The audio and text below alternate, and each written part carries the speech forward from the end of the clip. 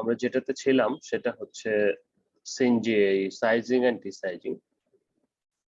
তো সাধারণত ওভেন ফেব্রিকের ক্ষেত্রে যখন দুই সেট ইয়ার্ন ইউজ করা হয় সেই সমস্ত ওভেন ফেব্রিকের ক্ষেত্রে ওয়ার ক্ষেত্রে যেহেতু স্ট্রেংথ দরকার হয়, সেই জন্য আমরা শুধুমাত্র ওভেন ফেব্রিকের ক্ষেত্রে ওয়ারপিএন গুলোকে সাইজিং করে থাকি। সাইজিং মানে হচ্ছে কোটিং দিয়ে থাকি। তারপর যখন ওভেন ফেব্রিক বানা শেষ হয় অর্থাৎ উইভিং শেষ হয়, তখন এটাকে আবার প্রসেসিং করে এই যে কোটিং গুলা রয়েছে ফাইবারের, সেগুলাকে রিমুভ করে ফেলি, যেটাকে আমরা ডিসাইজিং বলে থাকি। তো আজকের লেকচারটা এটার উপরই, সাইজিং এবং ডিসাইজিং। ওকে, তো নাও হোয়াট ইজ সাইজিং? এখানে দেখতে পাচ্ছ যে ওয়ারপিয়ান গুলো এভাবে সাজানো হয় এবং এগুলোকে এটা এই যে নিচের যে ছবিতে দেখতে পাচ্ছ সলিউশন বা কেমিক্যাল বাথের ভিতর দিয়ে পাস করানো হয়। The process of application in the thin film of adhesive অর্থাৎ এটার উপর একটা কোটিং করে সুন্দর অল্প করে, and binder on the yarn surface to improve the weavability যখন এবং এই ধরনের আমরা কোটিং দিব ফাইবারের উপরে, তো কোটিং দিলে কি হবে, আমাদের যে ইয়ের ক্ষমতা অর্থাৎ ঘর্ষণ ক্ষমতাটা সেটাও কিন্তু কমে যাবে। কারণ রাফ সারফেসের ক্ষেত্রে দুটো সারফেস যখন অসম হয় তখন সেই ক্ষেত্রে ঘর্ষণটা বেশি হয়, বাট এই ক্ষেত্রে যখন কোটিং দেওয়া হচ্ছে তখন একটা আরেকটার সাথে পিছলে যাবে। ঠিক আছে, of the yarn skull sizing process. তাহলে কি হচ্ছে, thin film of adhesive and binder যখন আমরা ইয়ার্ন সারফেসে দিব তখন সেটাকে সাইজিং প্রসেস বলে। So it is a preparatory process of weaving which comes after warping. Warping এর পর উইভিংটা আসে। ওয়ার্পিংটা কি, আমাদের সুতাগুলো যখন আমরা বিমে জড়াবো সেটাকে ওয়ার্পিং বলছি, তারপর ওয়ার্প বিম থেকে সেটাকে আমরা উইভিং শেডে নিয়ে আসি। তো যাই হোক, তাহলে সাইজিংটা আমরা নিশ্চয়ই বুঝতে পেরেছি। So it is an essential for weaving of the fabric single ply span yarn. The quality of sizing processes directly influence the performance of the loom and quality of the woven fabric. তাহলে একটা জিনিস যখন এটার উপর coating দেওয়া হবে তখন এটা একবারে ঝিকঝিকা সুন্দর হবে, কোনো অ্যাড্রেসিং ফাইবার নাই, কিছু নাই, স্ট্রেংথ শক্তিশালী হবে। তো এটা দিয়ে তখন বুনতে সুবিধা হবে, একটা সুতা আরেকটা সুতার সাথে ফ্রিকশন কম হবে এবং আমরা বলি না একসাথে জড়িয়ে যায়, কুণ্ডলি পাকিয়ে যায় বা একটা আরেকটার সাথে লেগে যায়, জট পাকায়, এই যে ঘটনাগুলো ঘটবে না। সো দ্য পিপল সেই that the sizing is the heart of weaving. এবং এই যে প্রত্যেকটা ইয়ার্নকে ড্যান্টের ভিতর দিয়ে পাস করতে সুবিধা হবে। ঠিক আছে, একটু শর্ট হার্ডার হবে। তো একটা সুতাতে মার দিলে কিরকম হবে, তাহলে সেটা সূচের ভিতর, একটা সুতা নরমাল সূচের ভিতর দিয়ে ঢুকানোর চেষ্টা করো, আর একটা মার দেওয়া সুতা যদি তুমি সূচের ভিতর দিয়ে ঢুকানোর চেষ্টা করো, হুইচ ওয়ান বেটার হবে? যে যেটা শক্তিশালী একটু ইয়ের মতো আছে অর্থাৎ কোনো দিকে বাঁকবে না, সেটা ঢুকানো সহজ হবে, তাই না? যেটা কোটিং দেওয়া ওইটা তাড়াতাড়ি যায়, এটা তাড়াতাড়ি ঢুকবে। So the people say that sizing is the heart of weaving. আমরা পড়েছি যে carding is the heart of spinning, ঠিক আছে, sizing is the heart of weaving, এবং একই সাথে আমরা বলতে পারি যে scouring is the heart of wet processing. ঠিক আছে, so in this process the worksheet gets immersed in a paste of adhesive and binder, একটা পেস্টের মধ্যে, then the warp is squeezed properly of the eliminated the excess amount of adhesive, squeeze করা হয় রোলারের মাধ্যমে যেন excess amount চলে যায়। Now the warp is dried, yeah, and tends to escape from each other. বলো স্যার। ওই sir টিকা কাটতে স্যার নিলাম স্যার, মোবাইল থেকে স্যার উঠাইলাম স্যার, মোবাইলে আছে স্যার। এখন স্যার কিভাবে বুঝবো স্যার টিকা কবে স্যার? তোমাকে মেসেজ দিবে, এখনো তো স্যার মেসেজ দেন নাই, দেরি হবে। যে মেসেজ দিবে 1 মাস 1.5 মাস পর দিছে অনেককে, তো সেই মেসেজ ডেট অনুসারে তোমাকে টিকা নিতে হবে সেই সেন্টারে গিয়ে। ওকে, তো ইউনিভার্সিটি টিকা কাটতে হলেই হবে, আর কিছু লাগবে না। So now the warp pins are wound to the wafer beam. তো এরকম যখন হয়ে গেল তখন উইভিং বিমে চলে গেল এটা, এরপরে সেটা লুমে চলে যাবে। ঠিক আছে, সো সাইজিং প্রসেসটা আমরা নিশ্চয়ই বুঝেছি যে একটা ফিল্ম বা অ্যাডহেসিভে কোটিং দেওয়া, আর কিছুই না। কিসের জন্য? শক্তি বৃদ্ধির জন্য, সেই সাথে আরো কিছু প্রপার্টিজ রয়েছে সেগুলো একটু দেখব। কেন করব? To improve weavability of the yarn, warp yarn, মানে একটা আরেকটার সাথে জড়াবে না, ওয়েভেবিলিটি বেড়ে যাবে। To improve the fibre, weavability বলতে সহজ করে যদি বুঝাই, মনে করো বাঁশের চাটাই যখন তৈরি করা হয়, তো এই বাঁশের চাটাইয়ে যদি মনে করো এবড়ো থেবড়ো থাকে, বাঁশের কঞ্চি সহ থাকে, তাহলে তো চাটাই তৈরি করা যাবে না। যখন কঞ্চিগুলো ছেটে ছুটে বাঁশটাকে সুন্দর করে ফাটানো হবে, তখন সেটা দিয়ে কিন্তু সহজেই করা যাবে। অর্থাৎ এই যে জট পাকানো অবস্থাটা হবে না, বা ঘর্ষণের যে পরিমাণ সেটা কমে যাবে। To improve the fibre addition force into the yarn, fibre যে অ্যাডিশন ফোর্স একটা আরেকটার সাথে লেগেছে এটা বৃদ্ধি পাবে। To prevent slippage of the fibre in the yarn during weaving, এটা কমে যাবে। To make yarn twist permanent by applying adhesive film on the yarn surface, যে টুইস্টের যে ব্যাপারটা সেটি, the twist unsized yarn tends to untwist due to the rolling action of the weaving so that it necessity to be fixed. তো অনেক সময় আমরা সুতায় বেশি পাক দিলে সেটা কি ছেড়ে দিলে উল্টো দিকে ঘুরে যায় না? তো আমরা যখন সাইজ করে দিব তখন এইটা কিন্তু করতে পারবে না। To strengthen of the yarn, অনেক বড় একটা দরকারি মানে নেসেসিটি এটা। To improve the abrasion resistance of the fibre,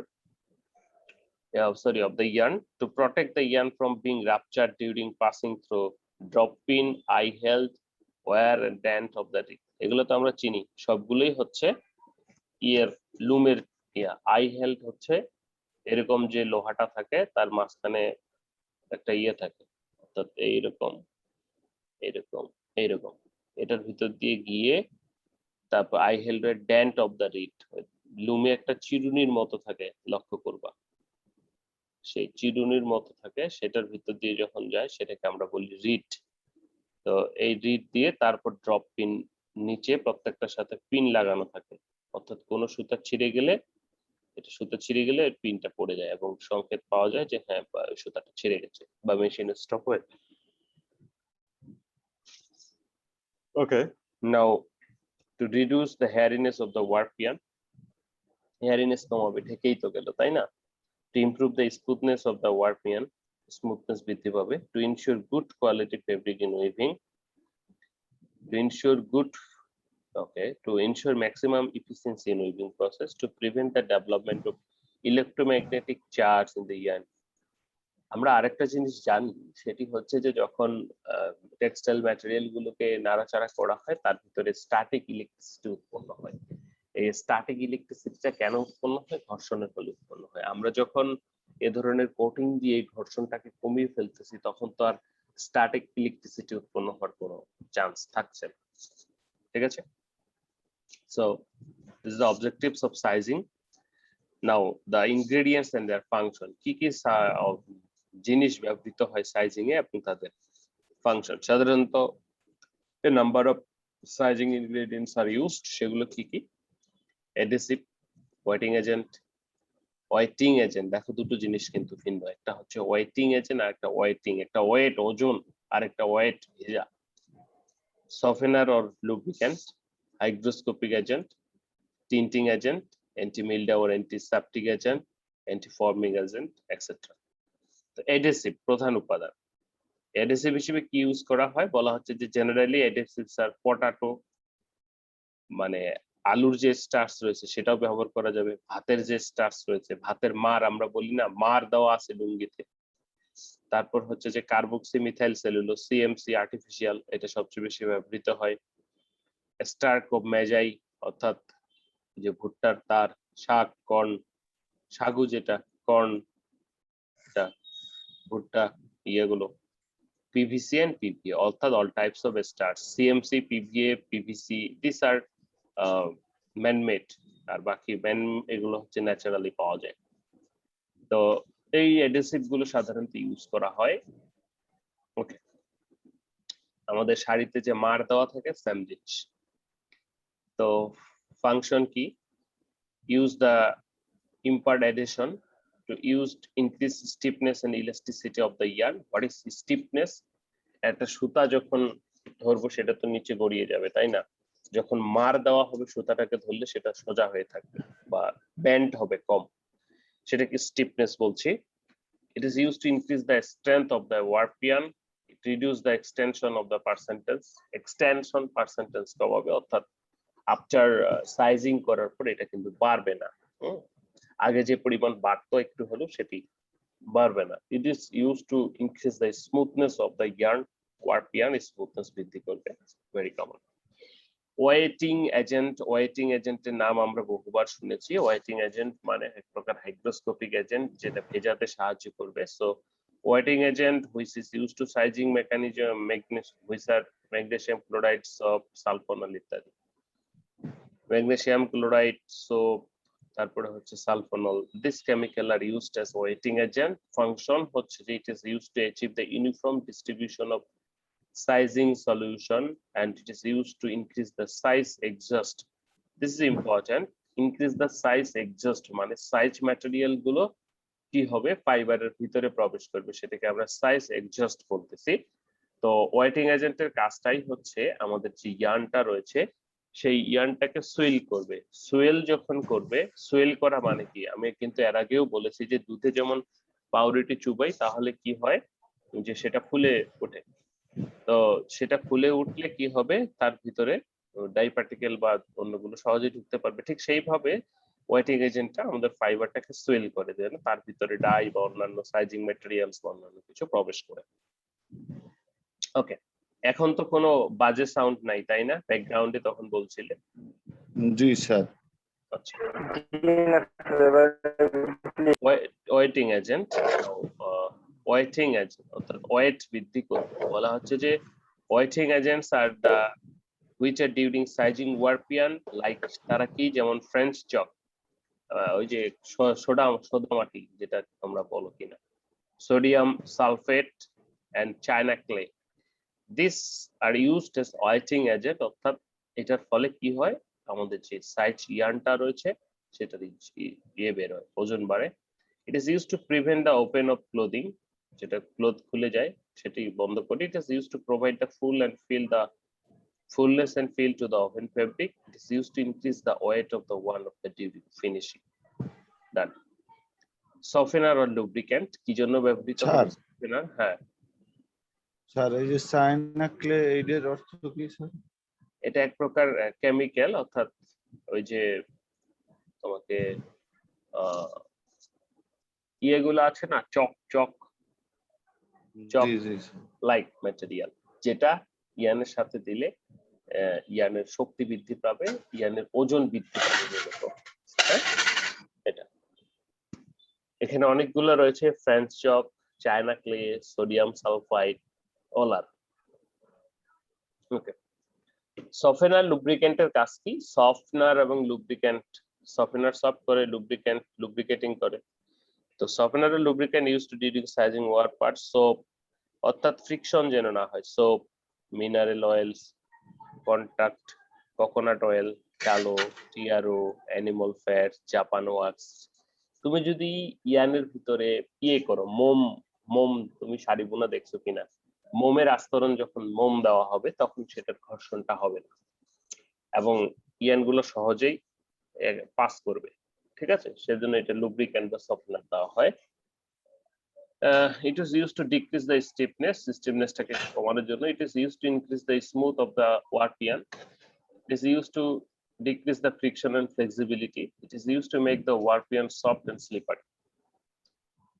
Hygroscopic agent, urea যেমন যারা পরিবেশ থেকে পানি শোষণ করে। Hygroscopic agent used to sizing are calcium chloride, magnesium chloride, glycerin এবং একই সাথে ইউরিয়াও এই hygroscopic agent। এটার কাজ কি? It is used to prevent the excessive drying of the warp yarn. Warp ইয়ার্নটা যেন শুকিয়ে না যায় এক্সেস ভাবে, সেজন্য সেটাকে রক্ষা করে এই ধরনের কেমিক্যাল দিলে, তাহলে সেটা পরিবেশ থেকে অ্যাবজর্ব করবে। It is used to increase the moisture of the yarn. আমরা জানি যে ময়েশ্চার বৃদ্ধি, মানে ময়েশ্চার যদি থাকে তাহলে কটন বা এই ধরনের রেজিস্ট্যান্স বৃদ্ধি পায়, সেই জন্য হাইগ্রোস্কোপিক এজেন্টটা ইউজ করা হয়। এরপরে যদি বলি টিন্টিং এজেন্ট। টিন্টিং এজেন্টটা কি? The blue is used to sizing as a tinting agent. আমরা সাদা কাপড়ে ব্লু দেই না, সাদা কাপড়ে কেন ব্লু দেই? আর একটু সাদা দেখায়, কিভাবে সাদা দেখাবে? আমাদের যে ভিজিবল রেঞ্জ 380 থেকে 740, 20, 30 যত বলি বা 700। তো এখন এই রেঞ্জের ভিতরে আমরা দেখতে পাই, এর বাইরে দেখতে পাই না। তো যখন কোন একটা বস্তু থেকে আলো বেশি বেশি প্রতিফলিত হবে তাহলে সেটাকে আরো বেশি উজ্জ্বল দেখাবে, তো সাদা দেখাবে। এখন ঘটনা হচ্ছে আমাদের ইনভিজিবল রেঞ্জের কিছু আলোর রশ্মিকে ধরে এই ব্লু কি করে ভিজিবল রেঞ্জ দিয়ে রিফ্লেক্ট করে দেয়, যার ফলে এই ব্লু ইউজের পর সাদা কাপড়কে আরো সাদা বা উজ্জ্বল দেখায়। সেজন্য সেটাকে বলা হচ্ছে টিন্টিং এজেন্ট। ঠিক আছে, ফাংশনটা কি? Use to prevent the dusting of, যেটি ডাল হয়ে যায়, to increase the brightness of the warp yarn, to remove the yellowish colour of the warp yarn, to use to from a particular shade, এটা particular shade তৈরিতে ব্যবহৃত হয়। Anti mildew or antiseptic agent, নাম শুনেই বোঝা যাচ্ছে কি করবে, যে মিলডেউ ফর্ম করতে দিবে না ওর অ্যান্টিসেপটিক অর্থাৎ মাইক্রো অর্গানিজম বা সেপটিক ম্যাটেরিয়ালস গুলো কি, যেমন anti mildew or antiseptic agent phenol, phenol, carboxylic acid, salicylic acid. These are the anti-mildew or antiseptic agent. এগুলো দিলে কি হবে বা এগুলো ব্যবহারের উদ্দেশ্য কি? বলা হচ্ছে it is used to protect the yarn from fungus or bacteria. Fungus bacteria থেকে রক্ষা করবে. It is used to prevent the mildew formation. It is used to help the store the size warp yarn. Okay. Anti ফোমিং agent, নাম শুনে কিন্তু বোঝা যাচ্ছে যে foam format করতে দিবে না। Anti ফোমিং agents which are used to sizing আছে বেনজিন, পাইরিডিন ইত্যাদি। ফাংশনটা কি? It is prevent the foam formation, যখন তুমি সাইজিং কেমিক্যালটা তৈরি করবা সেখানে ফোম, সেই ফোমটাকে ফর্ম করতে দেবে না। So this are the ingredients of sizing solution বলতে পারি, সেটার এই সবগুলো সমন্বয়ে একটা সাইজিং সলিউশন তৈরি করা হয় এবং ফেব্রিকের অর্থাৎ ইয়ানের উপরে দেওয়া হয়, ওয়ার্প ইয়ানের উপরে। তো কমার্শিয়াল সাইজিং ম্যাটেরিয়ালস, বিভিন্ন প্রকার কমার্শিয়াল সাইজিং ম্যাটেরিয়ালস রয়েছে, তাদের কিছু বাণিজ্যিক নাম রয়েছে, যেমন ক্যাভিওল, যেটা sizing agent based on polyvinyl alcohol, ইকাসেল, ইকাস্টার, ইকাগাম, ইকাওয়াক্স, ইকাফিন, ইকাকল, প্যারাফিন, কি প্যারাফিন, পারফিলান, তারপর হচ্ছে পেরিপার্ট, সিটিএস লিকুইড, অর্থাৎ ইত্যাদি নানা প্রকার sustainable agent based on chitosan. চিংড়ির খোসা থেকে কাইটোসন পাওয়া যায়, এই ধরনের ইয়ে থেকে আমরা এটাকে পেয়েছি। অর্থাৎ বিভিন্ন কোম্পানির ওষুধের নাম তো বিভিন্ন প্রকার, কিন্তু বিষয় তো একটাই। সেরকম অনেক কোম্পানি অনেক রকম সাইজিং ম্যাটেরিয়াল প্রোভাইড করে থাকে। ওকে, নাও দ্য টাইপস অফ সাইজিং। আমরা যদি বলি যে টাইপস অফ সাইজিং কয়েকটি ভাগে ভাগ করা যায়: pure sizing, light sizing, medium sizing, heavy sizing. Pure সাইজিংটা কি? when the size pick up percentage about 3 থেকে 10%, অর্থাৎ ফেব্রিক ইয়ার্ন তার ওয়েট অনুসারে 3 থেকে 10% সাইজ পিক আপ করবে, তখন সেটাকে আমরা পিওর সাইজিং বলি। 11 থেকে 16% যখন পিক আপ করবে লাইট সাইজিং বলি। 17 থেকে 40 সেটাকে আমরা মিডিয়াম বলি। 40-এর উপরে যদি করে সেটাকে আমরা হেভি সাইজিং, অর্থাৎ কোটিং এর ওজনটা তার ইয়ানের ওয়েটের যদি 40% দেন বেশি হয় তাহলে সেটাকে আমরা হেভি সাইজিং বলি। ওকে, টিপিক্যাল সাইজিং রেসিপি আমরা যদি দেখি যে ফর সাইজিং রেসিপি ওয়াটার 85% এবং ইনগ্রিডিয়েন্টস 15%, টোটাল মিলে 100% বলতেছে। For light sizing, for medium sizing, for heavy sizing. Light sizing এর ক্ষেত্রে ফ্লাওয়ার, যেটা ময়দা, আমরা জানি না ময়দা, ওই যে যখন 16 ডিসেম্বর হয় তারপর এখানে ময়দা দিয়ে দড়িতে ইয়া লাগাই, আঠা আঠা করে না, তো ময়দা যদি দড়ির উপরে দেওয়া যায় সেটা শক্ত হয় না, মনে আছে কিনা? ওই 16 ডিসেম্বরে আমরা ইয়ে করতাম। জি স্যার। সেটি হচ্ছে 100 পাউন্ড, তারপর ওয়াক্স 5 পাউন্ড এবং ট্যালো 4 পাউন্ড, টোটাল মিলে 15 পাউন্ড বা 15% এর মতো করে, বাকি 85% পানি যোগ করতে হয়।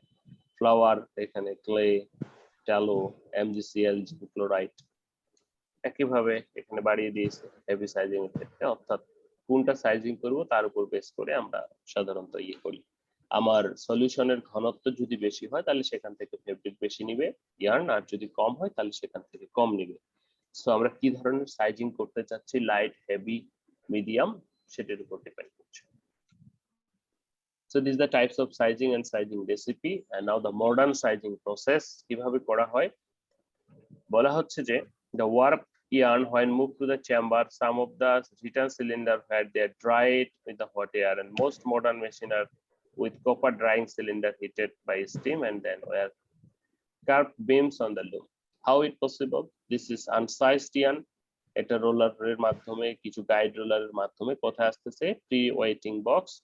প্রি ওয়েটিং বক্সে কি হবে, প্রথমে ভিজবে সেটা, মানে যদি না ভিজে তাহলে তো সেটা নিতে পারবে না, সাইজ ম্যাটেরিয়াল গুলোকে অ্যাবজর্ব করতে পারবে না। সেই জন্য প্রি ওয়েটিং বক্সে কিছুগুলো গাইড রোলারের ভিতর দিয়ে তারা সাইজিং বক্সে যায়। সাইজিং বক্সে আমাদের যে কেমিক্যাল গুলো সেগুলো থাকে, তারপর সেটা আরেকটি রোলারের ভিতর দিয়ে যায়। তো এই বড় রোলার দুটোকে বলা হচ্ছে কপার সিলিন্ডার, অর্থাৎ প্রি হিটেড কপার সিলিন্ডার। তো এখানে সাইজ ম্যাটেরিয়াল নিল, এই দেখো প্রথমে সাইজ ম্যাটেরিয়াল নিল, আবার স্কুইচ হলো, আবার সাইজ ম্যাটেরিয়াল নিল, আবার স্কুইচ হলো। দুটো রোলারের ভিতর দিয়ে যাওয়া মানে কি স্কুইচ হওয়া, স্কুইচ হলো, স্কুইচ হওয়ার পর সেটি স্কুইচ মানে কি এক্সট্রা যেটি ছিল সেটি, মানে মনে করো তুমি কি সুতাটাকে চুবাইলা, সলিউশন চুবাইয়া হাত দিয়ে ধরে এরকম টেনে দিলা, তার মানে কি সুতাটার যতটুকু অ্যাবজর্ব করা সে ততটুকু নিল, তার গায়ের যে এক্সট্রাটা সেটা কিন্তু রিমুভ করে দিলা। তারপর সেটি কি হচ্ছে ড্রায়ারে প্রি হিটেড কোপার ড্রায়ারের মাঝখানে দিয়ে যাচ্ছে, অর্থাৎ এই যে কন্টাক্টে থাকার ফলে সেটি কি হচ্ছে ড্রাই হচ্ছে, ড্রাই হয়ে গিয়ে সেটি আবার ওয়ার্ক বিমে গিয়ে জমা হচ্ছে বা উইন্ড করা হচ্ছে। ক্লিয়ার? স্যার হ্যাঁ স্যার এই যে প্রি ওয়েটিং বক্স, এখানে কি কোনো কেমিক্যাল না, এখানে সুতরাং কেমিক্যাল বিষাক্ত- দেওয়া হয় না, সাধারণত ওয়াটার দেওয়া হয় এবং ওয়েটিং এজেন্ট দেওয়া হয়, ঠিক আছে? এই আর এই ইয়ানের জন্য সাইজিং বক্সে কেমিক্যাল দেওয়া হয় সাইজিং যেটা বক্সে যে দিয়ে কেমিক্যাল ওয়েভিং গুলো আমরা হয়। বললাম, হ্যাঁ রেসিপি অনুসারে সেই কেমিক্যাল গুলো দেওয়া হয়, ঠিক আছে? ওকে, এরপরে সাইজিং বক্সে সেটা ইমার্স হওয়ার পর ড্রায়ারে গিয়ে শুকায়, তাহলে আমার ইয়ার্নের উপর কোটিং হয়ে গেল এবং একসাথে একটা না এই পেয়ার অফ ইয়ার্ন একসাথে বক্সের ভিতর দিয়ে যায়, ঠিক আছে? এটা হলো আমাদের sizing process. Now effect of sizing on yarn properties. Yarn properties এর উপর আমাদের কি সাইজ প্রভাব ফেলবে?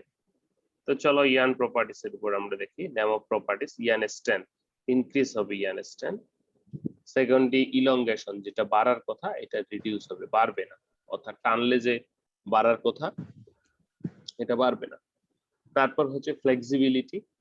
ফ্লেক্সিবিলিটি মানে কি, যে যেরকম করবো সেরকমই হবে, ভাঁজ ফুস এটা হবে না, reduce flexibility. Frictional properties, frictional properties মানে কি ঘর্ষণ, তাহলে কি হবে রিডিউস ফ্রিকশনাল প্রপার্টিস, ফ্রিকশনাল প্রপার্টিসটা রিডিউস হবে।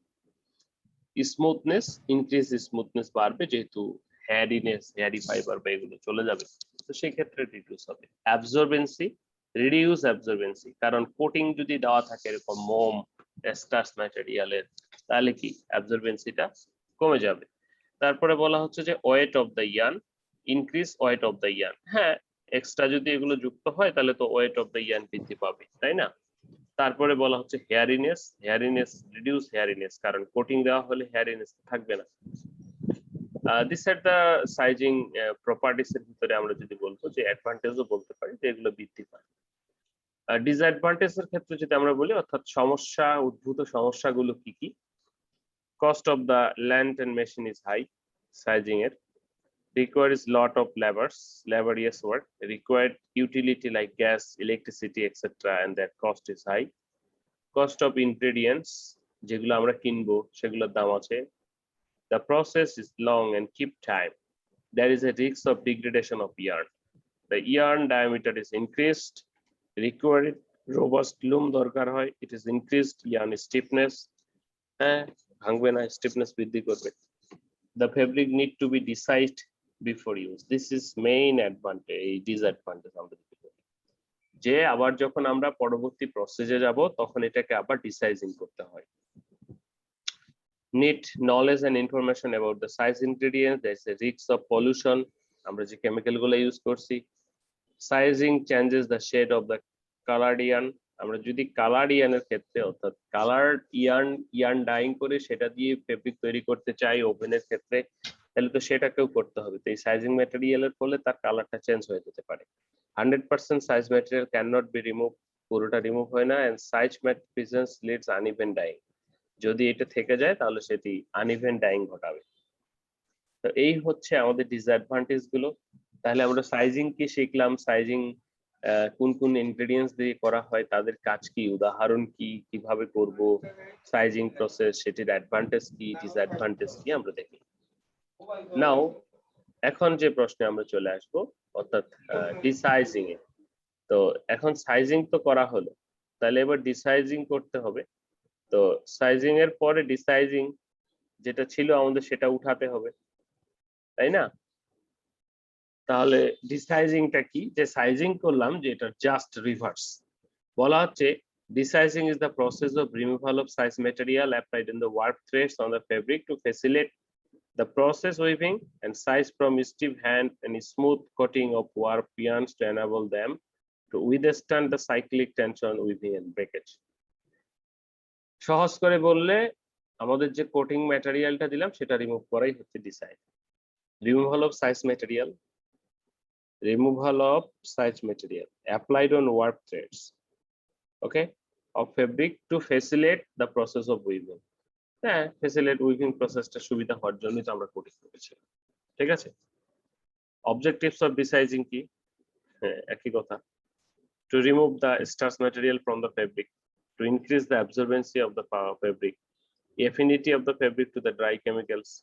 তো আমরা যদি এটা রিমুভ না করি, আমাদের যে ডাই বা অন্যান্য কেমিক্যাল, আমাদের তো ব্লিচ করতে হবে, স্কাউরিং করতে হবে, তাই না?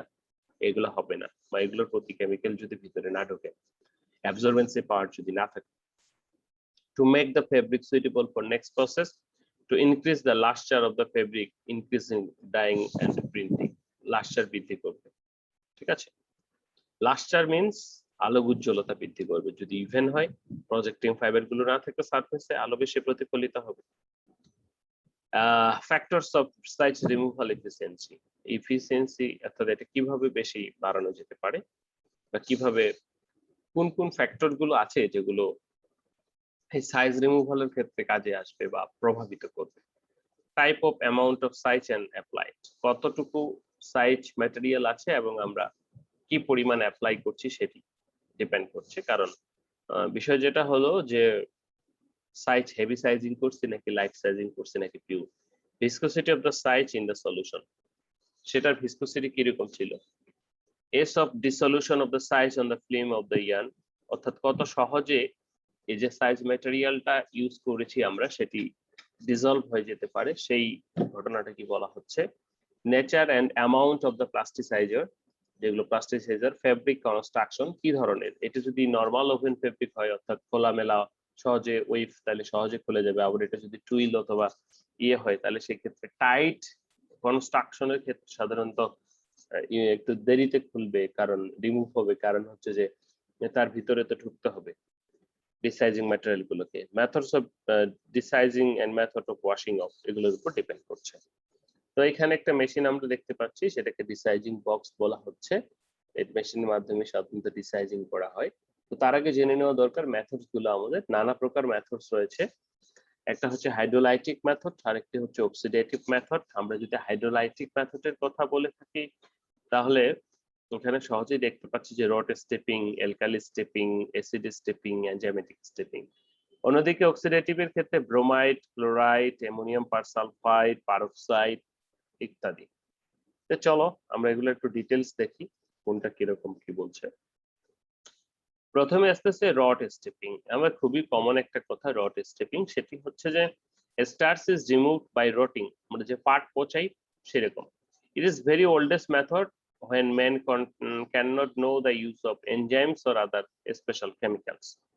No special chemicals are required. In this method, the fabric is passed through the padding mangle containing warm water 40 to 60 degree and the fabric kept the prolonged soaking. গরম পানিতে সকিং করা হয়, এই গরম পানি।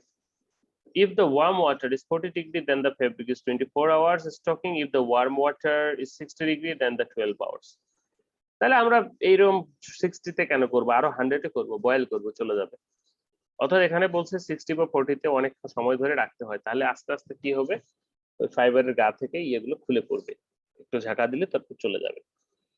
যেটি তোমরা সহজেই বুঝতে পারো যে এর গায়ে যদি আটা দিয়ে দাও তারপর সেটাকে যদি চুবিয়ে রাখো আস্তে আস্তে সেটা খুলে পড়ে যাবে গা থেকে। Pectin and organism naturally present in water reduce the starch liquefying enzymes and remove of starch, but the starch is not completely removed, other starch material is removed. Starch এর ক্ষেত্রে একটু ঝামেলা হয়। To remove more starch, the more time required, but if the fabric is allowed to stop very prolonged time, then the enzyme may be attacked the cellulose after wash. তো এখানে কিছু micro organism যেটা বললো, pectin and organism present in the water produce starch liquefying enzyme, normally সৃষ্টি হয়। তারা কি করে, বাট তুমি যখন বয়েল করবা তখন কিন্তু এই ধরনের এনজাইম সৃষ্টি হওয়ার কোনো সুযোগ থাকবে না, বিকজ অফ 60 ডিগ্রি এক্সিট করলে এনজাইম মলিকুল অর্থাৎ যে জৈব অনুঘটক সমূহ রয়েছে তারা মৃত্যুবরণ করে। So after sizing this is complete, temperature is maintained to be controlled. So প্রথম আমাদের টেকনিক হলো বা প্রথম মেথড হচ্ছে রট স্টেপিং, যেখানে আমরা কি করছি, গরম পানিতে আমাদের ফেব্রিকটাকে প্রলং টাইম ধরে অবস্থান করাচ্ছি, যার ফলে তার গায়ে যে স্টার্চ ম্যাটেরিয়াল গুলো আছে সেগুলো চলে যাচ্ছে এবং সেখানে কিছু এনজাইম সৃষ্টি হচ্ছে, জৈব অনুঘটক, যেটার মাধ্যমে কিন্তু এই যে স্টার্চ ম্যাটেরিয়ালটা আমাদের ইয়ে থেকে রিমুভ হচ্ছে। ওকে, নাও দ্য নেক্সট প্রসেস, এটার কিছু অ্যাডভান্টেজ ডিসঅ্যাডভান্টেজ রয়েছে। যেমন অ্যাডভান্টেজটা কি, নো কেমিক্যাল ইউজ, এখানে কোনো কেমিক্যাল ইউজ করা হচ্ছে না, চিপ প্রসেস। অন্যদিকে ডিসঅ্যাডভান্টেজটা কি, larger floors space required, very slow process, discontinuous process, batch batch করতে হয়। সো আশা করি সবাই বুঝেছি। Now alkali steeping, alkali steeping থেকে তাহলে নিশ্চয়ই এখানে অ্যালকালি ইউজ করা হবে। In this method the starch is remove by the alkaline hydrolysis, অর্থাৎ অ্যালকালি ইউজ করা হবে। দ্য ফেব্রিক ইজ ট্রিটেড 0.4 আমরা যদি বলি যে থেকে 6% কাস্টিক সোডা NaOH, যেটা দিয়ে আমরা স্কারিং করবো এখনো করি নাই, and 60 to 70 degree for 8 to 10 hours। 60-70 ডিগ্রিতে যদি caustic soda solution alkaline solution দিয়ে রাখি তাহলে সেটা রিমুভ করা সম্ভব। অ্যাডভান্টেজটা কি, economically used and cheap, and mercerising can be done in the same alkali bath. কারণ হচ্ছে মার্সারাইজেশন এমন একটা প্রসেস যেটি কিনা হাইলি কনসেন্ট্রেট কাস্টিক সোডা সলিউশনে ফেব্রিকটাকে প্রলং টাইম ধরে ট্রিট করা হয়। তো সেই ক্ষেত্রে যেহেতু একই বাতে আমরা যদি কাস্টিক সোডার পরিমাণটা বাড়িয়ে দেই এন্ড দেন এটা মার্সারাইজেশন করা যাবে। ডিসঅ্যাডভান্টেজটা হচ্ছে considerable shrink may be ochre. Shrink কি, শ্রিঙ্কেজ করবে। শ্রিঙ্ক হলো যে মনে করো বাজার থেকে তুমি নতুন কাপড় কিনে এনেছো, সেটা ধোয়ার পর সময় ছোট হয়ে গেছে অথবা বড় হয়ে গেছে, এই ঘটনাটাকে শ্রিঙ্ক বলে, অর্থাৎ তার যে অবস্থার ডাইমেনশনের যে পরিবর্তন এটি যখন ঘটানো হয় তখন সেটাকে মানে শ্রিঙ্ক বলা হচ্ছে। প্রিকুয়েশনটা কি, যে care must be taken that goods not to dry up, otherwise it causes the partial concentration of the alkali. তো এটি যদি শুকিয়ে যায় তো সেই ক্ষেত্রে একটু ড্যামেজ হতে পারে, ঠিক আছে। এই ছিল আমাদের অ্যালকালাইন স্টেপিং। এরপরে আসে অ্যাসিড স্টেপিং, নামগুলো দিয়ে কিন্তু বোঝা যাচ্ছে। অ্যাসিড স্টেপিং তাহলে কি করছে, ইন দিস মেথড 0.5 থেকে 1% ডাইলুট সালফিউরিক অ্যাসিড সলিউশন, যেটি আমরা ইউজ করব HCl acid at 40 to 60 degree, use for 4 থেকে 6 ঘন্টা hydrolyse at the starch from the size fabric. তাহলে 0.5 থেকে 1% ডাইলুট H2SO4, আমরা সালফিউরিক অ্যাসিড বেশি দিলে আবার কি হবে, কারণ এটা একটা স্ট্রং অ্যাসিড, এটি কি সালফিউরিক অ্যাসিডে সেলুলোজ ম্যাটেরিয়াল গুলো ড্যামেজ হয়ে যায়। তাহলে এটা 0.05 থেকে 1% সালফিউরিক অ্যাসিড HCl অথবা HCl দেওয়া উচিত, কারণ সেটা লঘু অ্যাসিড। 6 থেকে 4 ঘন্টা রাখলে সেটি ইয়ে হয়ে যায়, রিমুভ হয়। অ্যাডভান্টেজ কি, the amount of size remove is comparatively greater and good desizing is obtained and not possible to shrink, এখানে shrink সাধারণত ঘটে না। ডিসঅ্যাডভান্টেজ রয়েছে, very risk process due to the hydrolytic degradation will occur and the fall of strength of the cotton, ওই যে বললাম ফেব্রিকের damage হয়ে যাবে, স্ট্রেংথ ফল করবে, বিকজ এসিডে কিন্তু কটন ফেব্রিক গুলা স্ট্রেংথ মানে তাদের সাস্টেনেবল প্রপার্টিজ গুলো শো করতে পারে না বা থাকে না। Large floor space required, discontinuous process. So these are the method by which we can remove the starch material or the sizing material from fabric. Now the most lucrative or most used আমরা বলতে পারি যে enzymatic stepping বা enzymatic ডিসাইজিং method. তো এটি ব্যবহার করা হয়। বলা হচ্ছে among all desizing process enzymatic desizing is very popular and effective. Enzymatic desizing is the classical desizing process of degradation with size and cotton fabric of enzyme. In this method traditional process and most commonly used nowadays. কি করা হয় enzyme দিয়ে just এটাকে treat করে ফেলা হয়। যেমন আমরা সেলুলোজ এনজাইম দিয়ে সারফেস ক্লিন করছিলাম, বায়োপলিশিং করেছিলাম, ঠিক সেভাবেই বায়োপলিশিং করা হয়ে থাকে। তো আমরা যদি দেখি তাহলে কি হচ্ছে যে enzyme, enzymes are complex organic, আগে জানা দরকার এনজাইম কি। তো এটা সম্পর্কে আমরা আগের ক্লাসও জেনেছি যে এনজাইম কি। Enzymes are complex organic soluble biocatalyst formed by living organism থেকে তৈরি হয়, which ওই যে মাইক্রো অর্গানিজম গুলো রিলিজ করে, which catalyze the chemical reaction in biological process. Enzymes are quite specific in their action and particular substance. যেমন cellulose enzyme সেলুলোজের উপরে। A small quantity of enzyme is able to decompose the large polymer molecules. Amylase যে এনজাইমটি রয়েছে, amylase are the enzyme that hydrose and reduce the molecular weight of amylase and amylopectin molecules in a starch, so rendering in water soluble enough it wash and off. So আমাদের কি decompose করতে হবে, এখানে আমাদের decompose করতে হবে starch. তাহলে স্টার্চের ভিতরে অ্যামাইলেস এবং অ্যামাইলোপেকটিন থাকে, তাহলে সেটাকে ডিকম্পোজ করার জন্য আমাদের দরকার এখানে অ্যামাইলেস এনজাইম। যেমন সেলুলোজ মলিকুল 1 মিনিট আছে কেটে যাবে, আবার জয়েন করো। যেমন সেলুলোজ এনজাইম কেটে সেলুলোজটাকে আমরা রিমুভ করার জন্য কি ব্যবহার করতাম, সেলুলোজটাকে ইয়ে করার জন্য আমরা ব্যবহার করতাম সেলুলোজ এনজাইম। সেইভাবে স্টার্চটাকে রিমুভ করার, স্টার্চের ভিতরে যে অ্যামাইলেস এবং অ্যামাইলোপেকটিন রিমুভ করার জন্য আমরা ব্যবহার করে থাকি কি amylase enzyme. Okay, so the action of enzyme controlled by temperature, concentration, time and pH of the solution. Definitely enzymes are living organism, it is based on the protein, it is main function of the fermentation of the starch. এটা fermentation ঘটায় স্টার্চের, অর্থাৎ তার ভিতরে যে মলিকুলগুলো সেগুলোকে ভেঙে। soluble in